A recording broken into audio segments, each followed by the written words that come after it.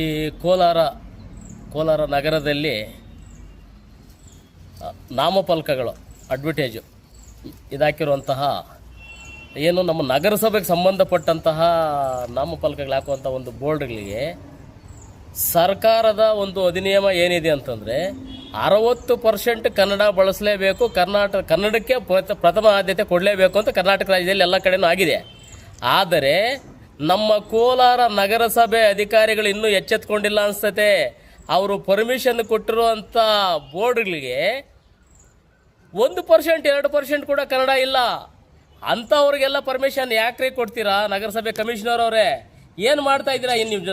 ಏನು ನೋಡ್ತಾ ಇದ್ದೀರಾ? ನಗರದಲ್ಲಿ ನೋಡಬೇಕಲ್ವಾ? ನೀವು ಪರ್ಮಿಷನ್ ಕೊಟ್ಬಿಟ್ರೆ ಸುಮ್ಮನೆ ಹೇಗೆ ಗೊತ್ತಾ? ನಿಮ್ಮ ಅಧಿಕಾರಿಗಳು ಏನು ಮಾಡ್ತಾರೆ?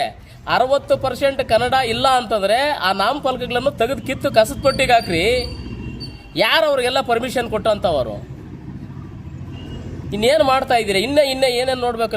ನಮ್ಮ ಜಿಲ್ಲೆಯಲ್ಲಿ, ರಾಜ್ಯದಲ್ಲಿ ಎಲ್ಲ ಕಡೆ ಬಡ್ಕೊಳ್ತಾ ಇದ್ದೀವಿ. ಕನ್ನಡಗೆ ಮೊದಲ ಆದ್ಯತೆ ಕೊಡಿ, ಕನ್ನಡಗೆ ಮೊದಲ ಆದ್ಯತೆ ಕೊಡಿ, 60% ಕನ್ನಡ ಬಳಸಿ, 60% ಕನ್ನಡ ಬಳಸಿ ಅಂತ ಹೋರಾಟ ಮಾಡ್ತಾ ಇದ್ದೀವಿ.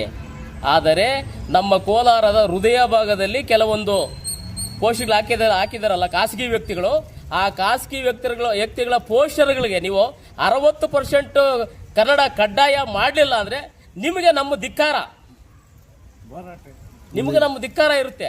ಮುಂದಿನ ದಿನಗಳಲ್ಲಿ ಇಲ್ಲ ನಾವೇ ಏಣಿ ಹಾಕೊಂಡು ಅದನ್ನ ಕೊಯ್ದು ಬಿಸಾಕಾದ್ರೂ ಬಿಸಾಕ್ತೀವಿ.